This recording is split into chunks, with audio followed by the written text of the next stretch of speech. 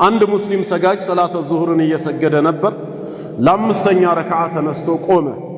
ወለም የዝኩር الزيادة إلا وهو في التشهد ይሄን አምስተኛ ረክዓ መጨመሩን ግን አላስታወሰም አተህያቱ ቁጭ ብሎ በሚቀራበት ጊዜ እንጂ ሙሉ ረክዓውን ካጠናቀቀ በኋላ ነው።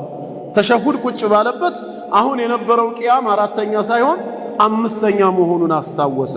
ታዲያ ምን ያደርግ ሲባል ፈዩክሚሉ ተሸሁድ ያን የጀመረውን ተሸሁዱን ይጨርሰዋል። ወዩሰሊም ወደ ቀኝ ወደ ግራ ያሰላምታል። ሰላቱ ተጠናቀቀ ማለት ነው። ላመጣው አንድ ረክዓ አምስተኛ ቂያም ከዛ ምን ያደርጋል? ثم يسجد للسهو እዛው ባለበት ሁለት ጊዜ ስጁድ ይወርዳል።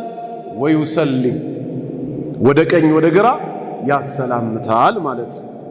فإن لم يذكر الزيادة إلا بعد السلام እሺ መጨመሩን ያስታወሰው ሰላቱን አሰላምቶ ከጨረሰ በኋላ እንጂ እዛው ሰላት ውስጥ ካልሆነስ ካሰላመተ በኋላ ዚክር ያደረገ ወይ ዱዓ ላይ ከነበር ዱዓ ያደረገ በሶላቱ ላይ አንድ ረክዓ መጨመሩ ትዝ ካለውስ ምን ያደርጋል? ሰጀደ ሊሰህዊ ወሰለም ሌላ ምንም ያደርገው ነገር የለም። እዛው ባለበት ሁለት ጊዜ ስጁድ ይወርድና ወደ ቀኝ ወደ ግራ ያሰላምታል። ወኢን ذكر الزيادة وهو في أثناء الركعة الخامسة ግን ጭማሬ መሆኑን ያስታወሰው እዛው በቆመበት ወይ ሩኩዕ በወረደበት ቢሆንስ አራተኛውን ጨርሶ ያንን የዙህር ሰላት ለተሸሁድ መቀመጥ ሲገባው ረስቶ ለአምስተኛ ቆመ። ፋቲሃ ክልል ገብቷል። ፋቲሃን እየቀራ እያጠናቀቀ ወይ ግማሽ ላይ እያለ አሁን የቆመው አምስተኛ መሆኑ ትዝ ቢለው ወይ ሩኩዕ ላይ እያለ ትዝ ቢለውስ አሁን ምን ያደርጋል? አንዴ ጀምር ያለው ሊጨርሰው ሳይሆን ማለት ያለበት ጀለሰ ፊል ሐል ያለበትን ሁኔታ ትቶ ሄዶ ቁጭ ነው ማለት ያለበት። ለምን? ከሁለቱ ስጁዶች በኋላ አሁን የማን ነው መብቱ? የተሸሁድ የአተህያቱ ነበር። እሱ በጭማሬ ረስቶ ስለቆመ የቆመው ስለማይቆጠርለት ፋቲሃ ግማሽም ላይ ይሁን ሩኩዕም ላይ ይሁን ጭማሪ መሆኑ ትዝ ካለው ያንኑ ሳይጨርስ ወዲያው ትቶ ቁጭ ማለት አለበት። ከዋናው ሊቀጥል ማለት ነው። ከዛም ፈየተሸሀድ አተህያቱን ተሸሁድን ይቀራል። ثم يسجد ويسلم ከዛም ያሰላምታል ወደ ቀኝ ወደ ግራ ثم يسجد للسهو ويسلم ከዛ ድጋሚ ሁለት ጊዜ ስጁድ السهو ይወርድና ወደ ቀኝ ወደ ግራ ያሰላምታል ማለት ነው። አሁን በጥቅሉ ከዚህ ሁለት ነገር ነው የተማርነው ማለት ነው። በመርሳት ምክንያት የሚመጣ ጭማሪ ሰላቱ ላይም እያስታወስነው ይሁን ወይም ተሸሁድ ላይ ወይም ሰላቱ ካጠናቀቅነው በኋላ ስጁድ السهو ግድ መሆኑን አንደኛ ትምህርት አገኘን ማለት ነው። ሁለተኛ በጭማሪ ምክንያት የሚመጡት የሰላት ክፍሎች ስጁድ السهዋቸው ከማሰላመት በኋላ መሆኑንም ተረዳን ማለት ነው። ከማሰላመት በፊት ሳይሆን ካሰላመትን በኋላ ነው። ሁለት ጊዜ ስጁድ ይወረዳል። ከዛ ወደ ቀኝ ወደ ግራ ማሰላመት ይመጣል።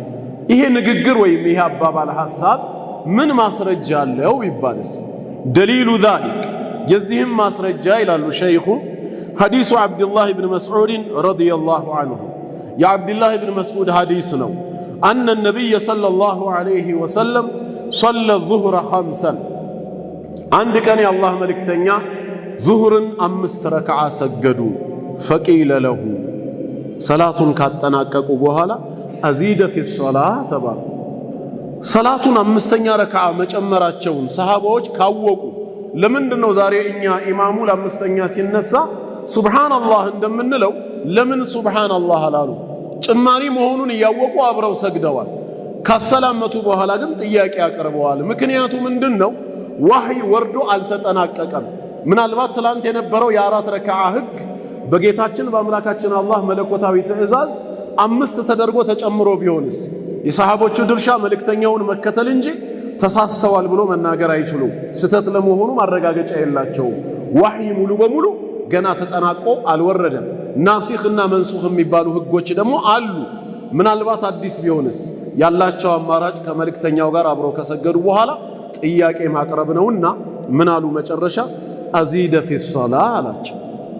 ግርም እንዳይላቸው በሶላቱ ላይ አዲስ ነገር ተጨምሮ ነው እንዴ ሲሉ فقال صلى الله عليه وسلم وما ذاك من تكستنا አሏቸው።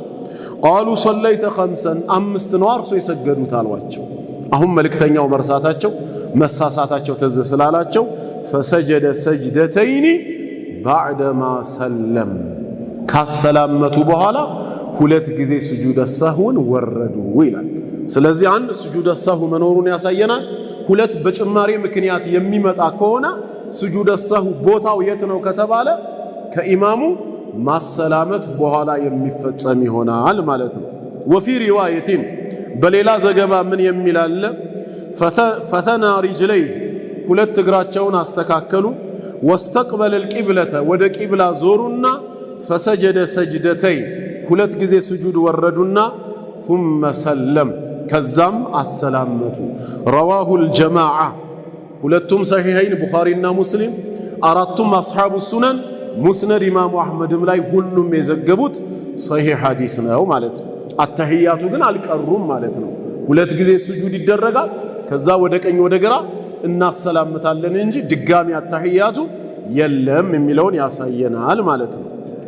ጥሩ። ከዚሁ ጋር ተያይዞ የሚነሳ ሌላ ነጥብ አሰላሙ ቀብለ ተማሚ ሶላህ፣ ሶላቱ ከመጠናቀቁ በፊት ኢማሙ ቢያሰላምትስ ወይም በግሉ የሚሰግድ ሰጋጅ ይሄስ እንዴት ነው ከተባለ አሰላሙ ቀብለ ተማሚ ሶላቲ ሚነ ዚያደቲ ፊ ሶላህ፣ ሶላት ከመጠናቀቁ በፊት በስህተትና በመርሳት ምክንያት ማሰላመት ሰላቱ ላይ መጨመር የሚለው ውስጥ ነው የሚካተተው፣ ማጉደል ሳይሆን መጨመር። ለምን ጭማሪ የተባለ ያለ ቦታው ማሰላመት የሚባል ነገር ስለመጣ ማለት ነው።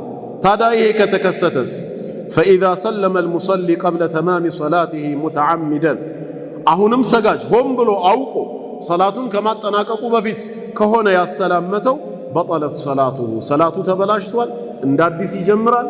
ለድፍረቱም ጌታውን ይቅርታ ይጠይቃል። ወኢን ካነ ናሲየን ረስቶ ከሆነስ ወለም የዝኩር ኢላ ባዕደ ዘመኒን ጠዊል፣ ከረጅም ጋፕ ወይም ክፍተት በኋላ እንጂ ምንም ያላስታወሰው ከሆነ አዓደ ሰላተ ሚን ጀዲድ፣ ካቆመበት ሳይሆን የሚቀጥለው ሰላቱን እንደ አዲስ ነው የሚጀምረው። አንተ ሰላተ ዙህር ጀማዓ አምልጦ እዚህ መስጊድ ገባህና ለብቻህ ቆምክ፣ ሁለት ረክዓ ሰግደህ ተሸሁድ ቁጭ ባልክበት የመጨረሻው መሰለህና አሰላመትክ። ዚክርህንም ወይ ዱዓ ካለህም ዱዓን ጨርሰ ወጣ። በሌላ ሀጃ ውስጥ ገብተህ ትዝ አለ ቅድም ሙጀማዑ ተቅዋ ላይ የሰገድከው ዙህር ሁለት ረክዓ እንጂ አራት እንዳልሞላህ ገባ። አሁን ምን ታረጋለህ ሲባል ካቆምኩበት አላሁ አክበር ብዬ ልቀጥል ብለህ ሶስተኛ ብለህ አይደለም የምትቀጥለው፣ እንደ አዲስ ነው ሰላቱን የምትጀምረው። ለምን? በፈጸምከው የተሳሳተ ሰላትና አሁን ባስታወስከው ጊዜ መሃል ጋፑ ሰፊ በመሆኑ ማለት ነው። ሰላቱን እንደ አዲስ ትጀምረዋለህ።